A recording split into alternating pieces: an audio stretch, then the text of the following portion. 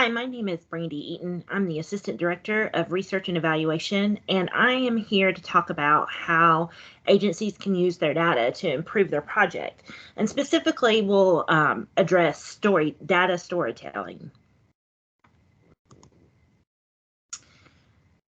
So we're going to cover how to use data to discover gaps or areas that that need improvement.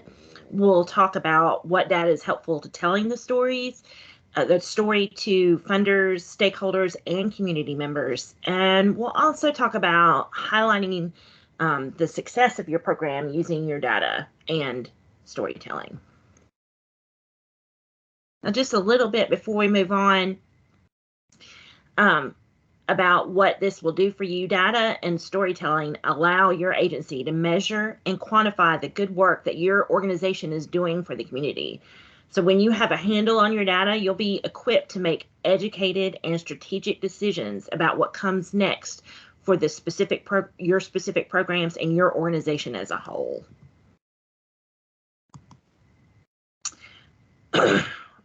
Here's our agenda. And always look for ways to make data work for you. That's one of my favorite sayings. So we're going to talk about gaps and opportunities and the steps in how you get to identifying those. So data collection, data management, the analysis of the data you collected, and the conclusions or the revelations that you draw from it. We'll also talk about using second-party data. And then we'll cover what is involved in communicating with funders, stakeholders, and the community. And lastly, we'll specifically talk about storytelling as a tool, what it is, the components, best practices, and then we'll go over some examples. So the first thing you need to address along this journey is your agency collecting the right data? So if you have referenced and pulled your data collection points from your outputs and outcomes that you're listed in the scope, you're doing really well. These should come from the goals and objectives that you listed in the scope. You'll also have to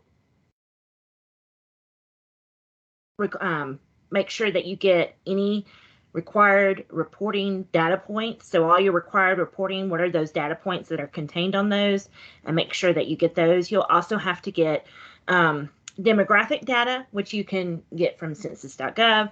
And lastly, maybe surprisingly, you'll need to get anecdotes and narratives to help build a compelling story. And that's a key component.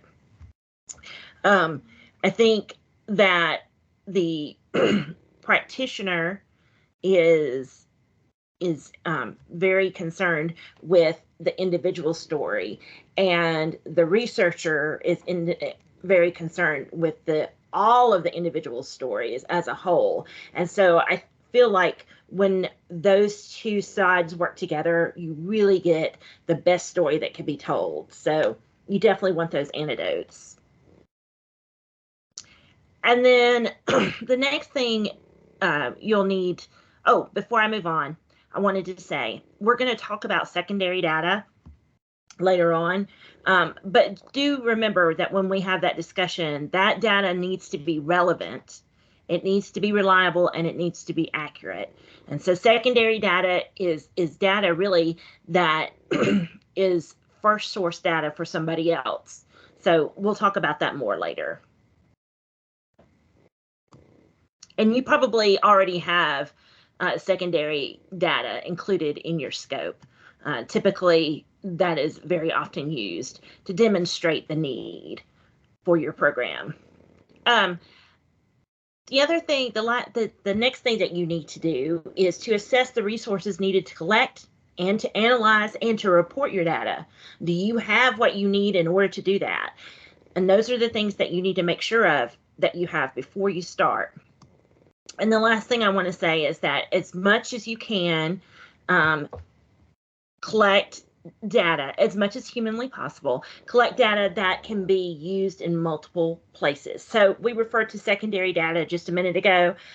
You'll want to use that. You probably have used that in your scope. You'll probably want to use that in your reports or in your storytelling on your website. There's some other places. And so that's the kind of thing you want to think about. How can I use this data in more than one place? So everybody's heard of the expression bad data in, bad data out, and it is absolutely very true. In fact, there is a such thing, it's called a rule of 10, and it states that it costs 10 times as much to complete a unit of work when the data is flawed rather than when the data is perfect. So data quality is absolutely critical, and because of that, there are several dimensions that are defined about data quality, and we're going to look at those really quick. So the first one is accuracy, and this is the level to which the data represents the real world scenario.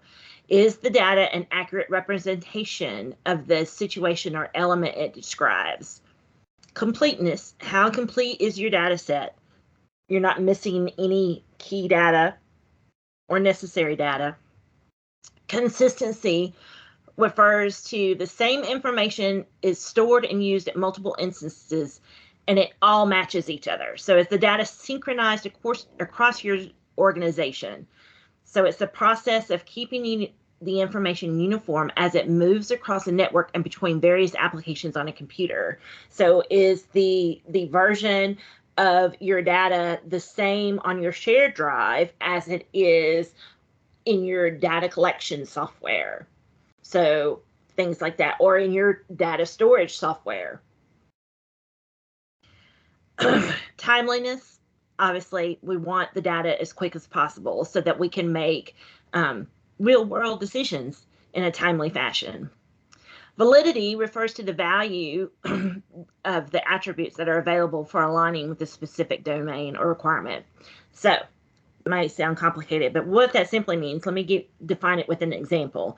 Zip codes are valid if they contain the correct number of characters or the correct characters for the region. Social security numbers are valid as long as they contain all numerals. And so that is what is meant by validity. And the last thing is uniqueness. This means that you do not have duplicate data in your data set, which is very important. So these are the 6 data dimensions of data quality that every organization needs to pay attention to and address. Next, we're going to talk about data literacy, data culture, and governance. So data literacy refers to the ability of people within your organization to understand, argue, and communicate with data. So it's the ability to shape data, present it accurately, and critically assess the value of the information gained from the data. So there are 3 core components to data literacy: understanding.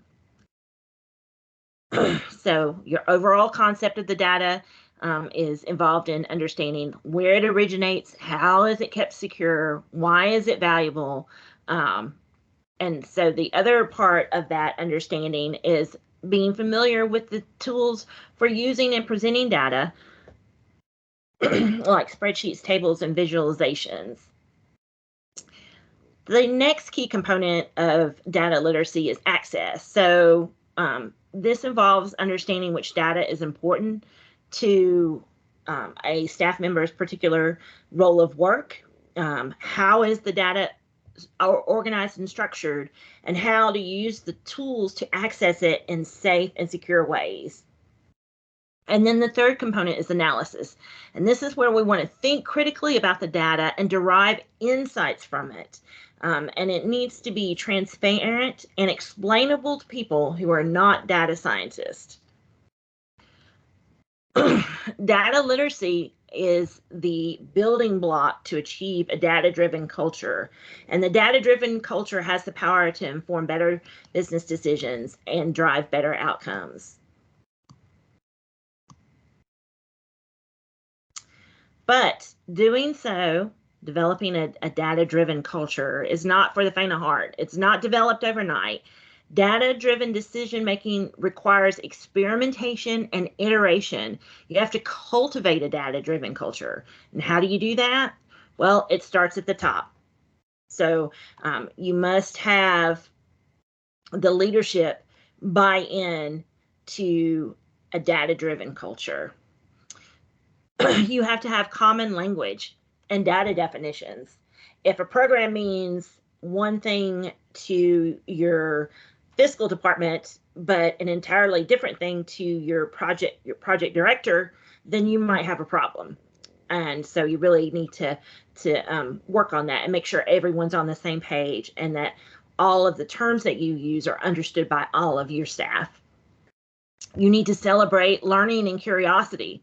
You know, I wonder if we overlaid the poverty map to this data, what it would look like. So all questions and curiosity should be celebrated and welcome. And last, you want to make every employee a data steward. So this is really an attitude. And this is a very simplistic demonstration or analogy, but one that I often think of when I think about this. So there are two types of people. There are people who wash their dishes as they go along, or either put them in the dishwasher as they go along. And then there are people who wash their dishes all at once or load the dishwasher all at once. And oftentimes I feel like the latter can be more time consuming and frustrating. Whereas I have experienced that if I just adopt the attitude of I'm going to clean my dish as I go along, and then I follow that, then I get used to it. And ultimately, I really think it takes less time in the end than standing there for 30 minutes washing a bunch of dishes.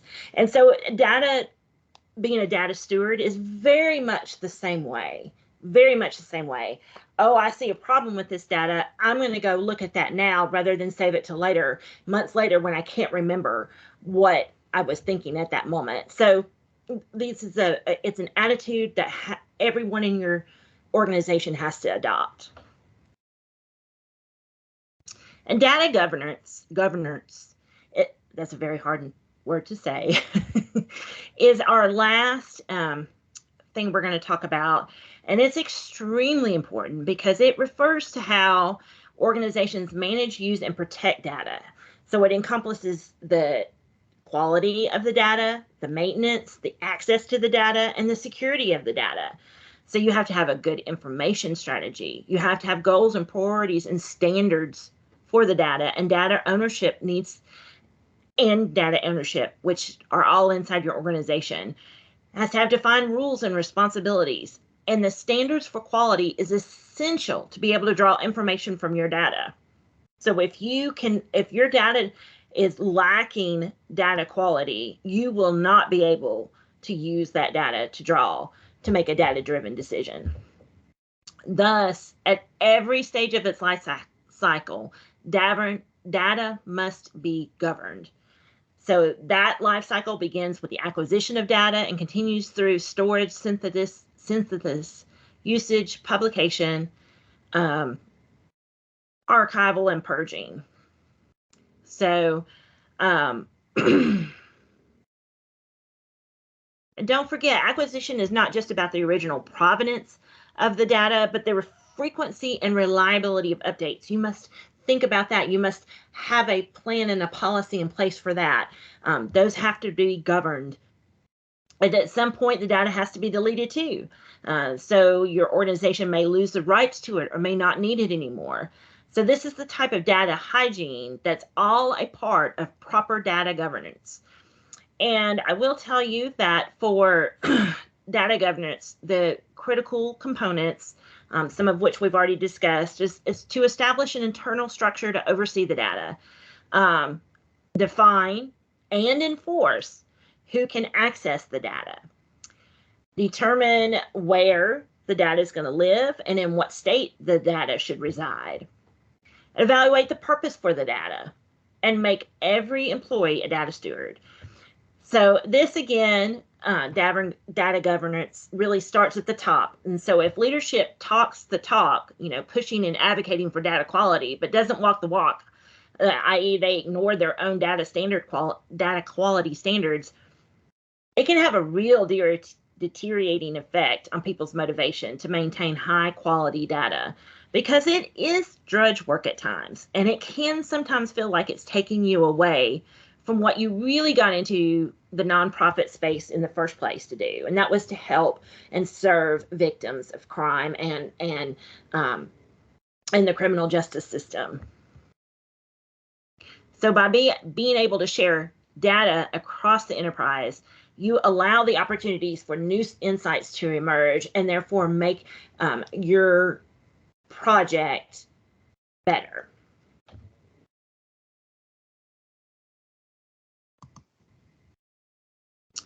So I said that we would talk a little bit more about second-party data, and that's what our next slide is about. So second-party data is definitely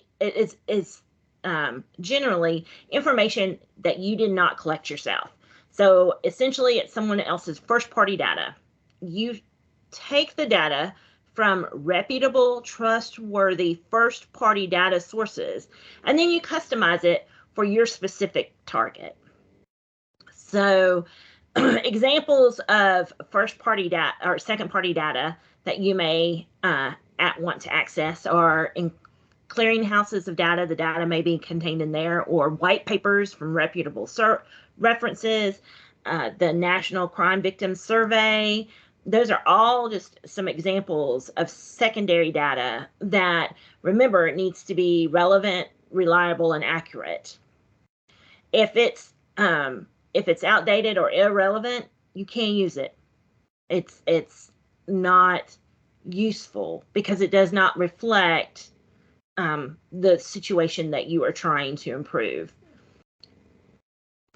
I will say there is what they call a smart check. Someone developed this, and as you can see, it's an acronym. So you want to always obviously look at the source. Who or what is the source? What motivated them to collect this data, and what motivated them to draw the conclusions that they did. Who wrote the story? Who wrote the conclusions, the synopsis of the study? Is there a review? Is there anything included that jumps out as potentially untrue? So you review it, and if there's something that doesn't sound right or doesn't walk like a duck and quack like a duck, then that might be a potential problem. And then you also want to look at your two-source test. So how does it compare to another source? So if you're getting demographics from another nonprofit in your area and you want to make sure that it's correct, maybe you go to the census.gov and compare it there. And if it's reasonably close, then I think you could probably use it. Notice that first-party data, that's the data you collect yourself, is very high quality, but it is low reach, right? It doesn't have a broad base that it's based off of, in general, because who has the resources to collect thousands and thousands and thousands of responses, right? But then your secondary data, it's almost in the middle. So it's got medium quality and medium reach. And then your third-party data, which we haven't talked about, this is really aggregated data sets from multiple unknown sources, and it often costs money. So it's obviously going to lack accuracy and quality. And so it's important to understand where that particular third-party data is coming from and how old the data is, which may not be possible, and then you may not want to use it. When we think about addressing gaps and opportunities, we think about data analysis, and we want to compare what we got with our data collection. And our analysis, we want to compare that with other known data and note any significant differences. So I mentioned just a minute ago, census demographic data of your area, matching what you have. Previously reported data, compared to state or national numbers. and compare it to other known relevant and reliable data, such as secondary data. So I have an example here. I want to go back to previously reported data. And you'll see here on the left, you have the units sold by month, and it looks like there's a huge increase from April to May. But if you graph the historical data for that year, you see that there was a big jump from a slow, steady decline from January to April, and then a big jump up to May, and it's still not quite at the level it was in January. And so this historical data gives us a lot of insight that we wouldn't have had we not looked at it. And remember, when you talk about data analysis, it's not just about averages and confidence intervals. It's about organizing, categorizing, and storing the data to make it more useful. Consolidation of multiple data sources, removal of duplicate records, standardization of data formats. And then don't forget, very importantly, is documentation of data systems and processes. This ensures continuity and that the data is sustainable and that the data is being governed and compliant. And know that one last little bit, I don't have anything on the slide about this, but I wanted to let you know that data reporting is the process of translating that raw data into a digestible format. So let's look at some data revelations. So first, we want to look at any discrepancies. And as we look at these discrepancies, we want to ask ourselves, we kind of want to go through a elimination checklist, right? So first of all, is there a possible legitimate explanation? Maybe there was a drop in the number served, and that was because of COVID-19, or maybe there were staff shortages. Maybe your data storage system lost power. There may be an explanation. And so those are definitely things that whoever you are reporting that data to is going to want to know. If it wasn't a legitimate explanation, was it possibly a fat finger? Did someone accidentally put this in there? Was the survey tool, if you used one, subject to different interpretations in both its to staff and to your survey respondents in both the question and the instructions? Perhaps a different measure is needed here. Or maybe this is an area for improvement or expansion of services. I want you to look at the graph down here. This refers to trends. So trends is defined as an increase or decrease over the last 3 to 5 years. And that straight blue line is a trend line. And as you can tell, it's going up. So as time moves along, the trend line moves up. Now, the line that is not straight, it goes ups and downs, many of them. But as you can see, it also is it's trending upward.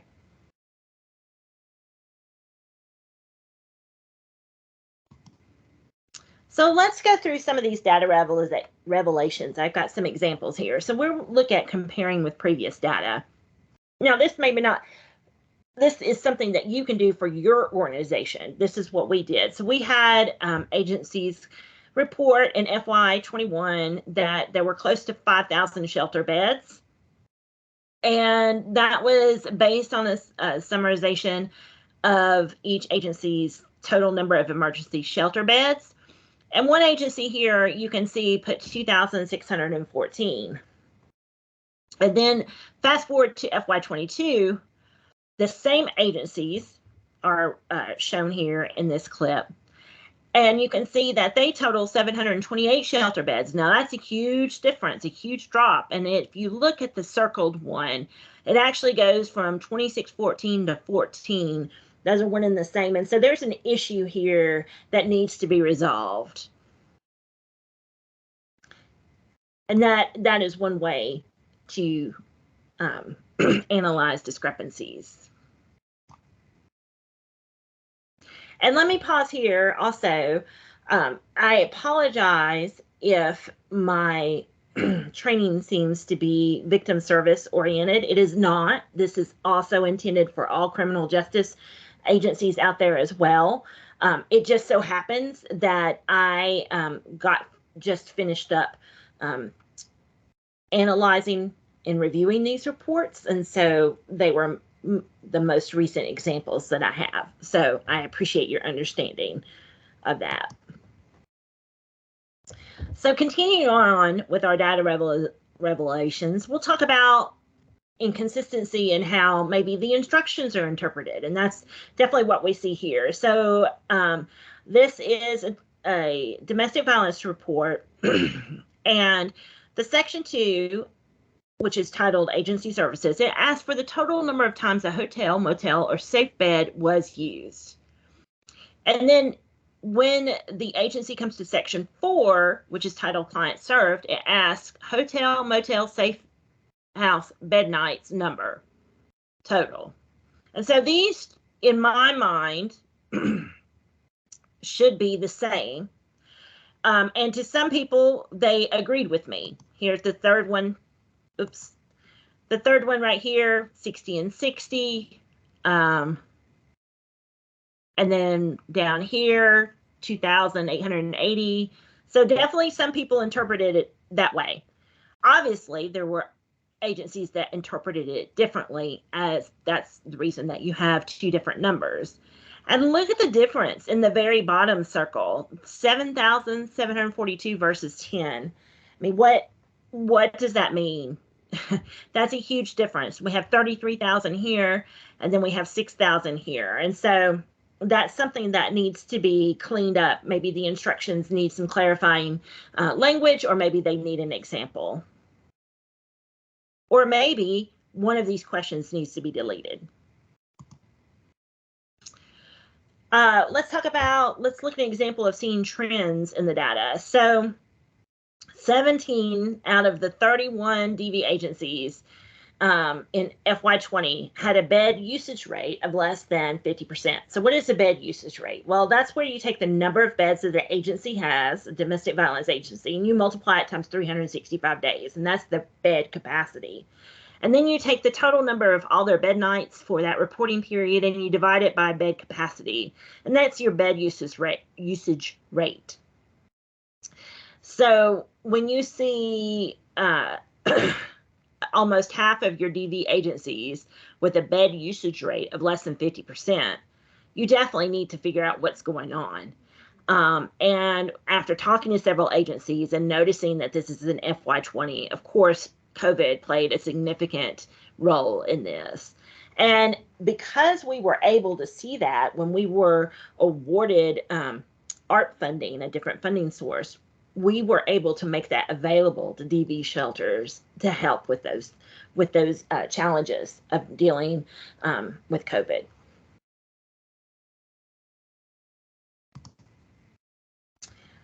What are your funders, stakeholders, and the community? What do they want to know?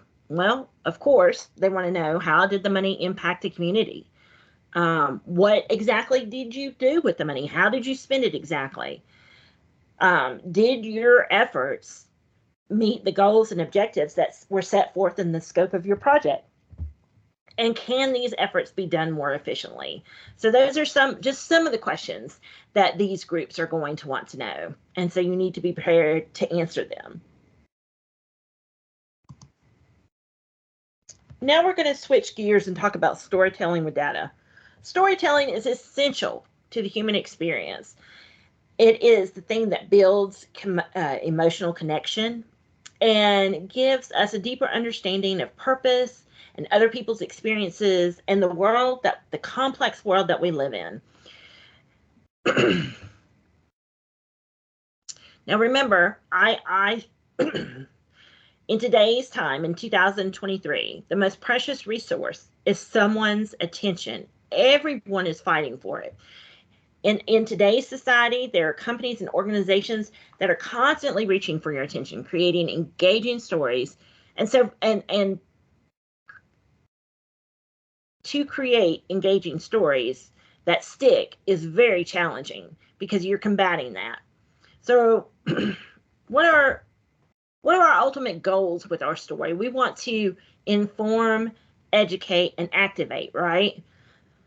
How can we do that? What do we need to tell that story to inform, educate, and activate? Well, you can use case notes, the client's own words, their anecdotes, narrative, story, demographic data that you collected yourself, your agency collected, second party data. You can use a variety of mediums to tell your story, even social media, video. And what we have found is that factual and honest narrative woven with details and emotion will win the listener to your cause. And so it will encourage them and to inform, well, it will inform them, educate, or activate them.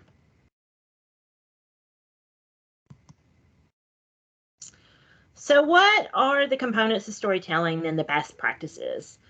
So key components, just like to almost every story, is a strong central character. And then you want a structure where you have a setup, a conflict, and a resolution.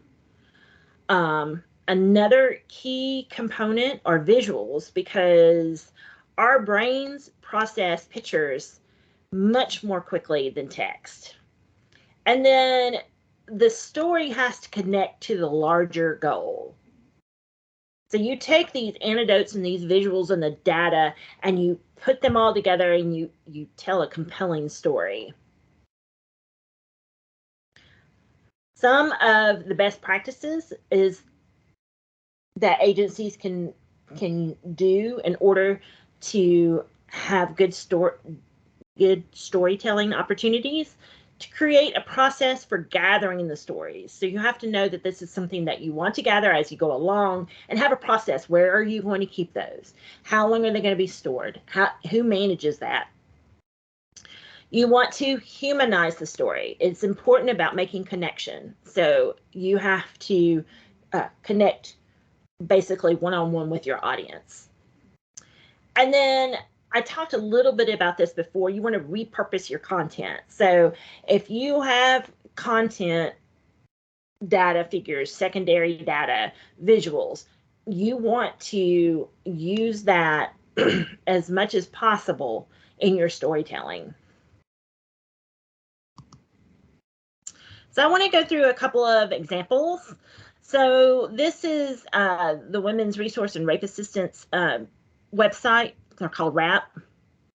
And I wanted just to show you, these are screenshots from their website. So they provide a great visual here with the handout holding the butterfly and talks about how, and it really connects about how precious life is, right? Because a butterfly is so very fragile. They also have data in here. They talk about the impact and all that they've done.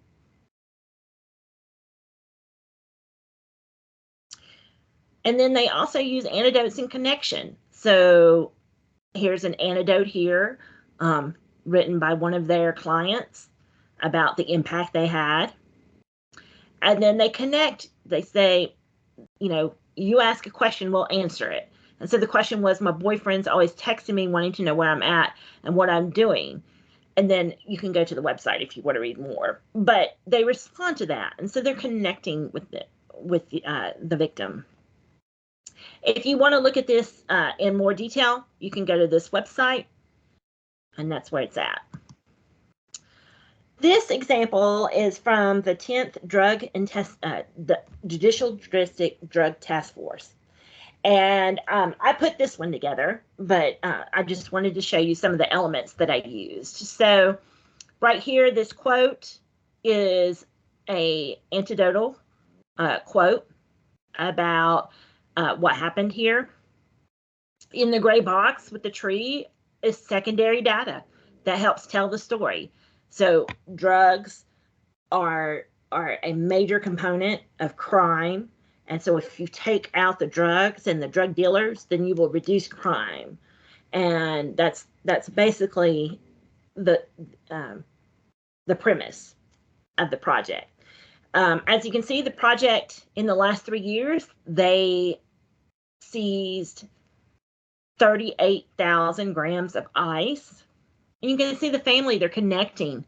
Okay, the children are sitting there with the parents, right, enjoying a night, watching TV or playing a game. And so they're really connecting with the audience there. And then I just made a quick visual. You can see that the investigations, the arrest, and the drug seizure continues to increase. So 20 is the blue dots, 21 are the orange dots, and 22 are the gray dots. And then almost everywhere the gray dots are higher than the other two colors. And then that's it. That's all I have to say about that. But we would love to hear your feedback on this training. And please, if you have any questions, please feel free to contact us and let us know, and we'll be happy to answer or discuss with you. Thank you so much.